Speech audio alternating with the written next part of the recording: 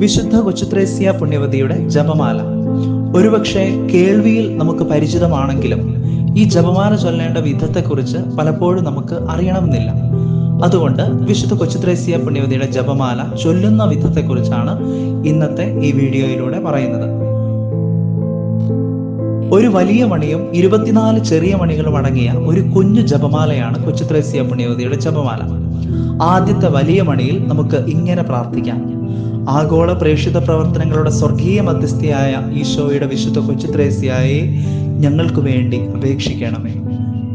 തുടർന്ന് 24 ചെറിയ മണികൾ കാണുന്നു. ഈ 24 മണികളും സൂചിപ്പിക്കുക വിശുദ്ധ കൊച്ചുത്രേസ്യ പുണ്യവതി ഈ ഭൂമിയിൽ ജീവിച്ചു കടന്നുപോയ 24 വർഷങ്ങളെയാണ്.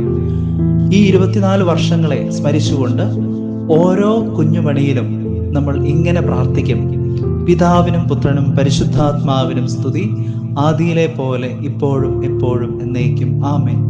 ഇങ്ങനെ 24 പ്രാവശ്യം പ്രാർത്ഥിച്ച ശേഷം ഈ ജപമാലയുടെ സമാപനമായി ഒരു പ്രാർത്ഥന കൂടിയുണ്ട്.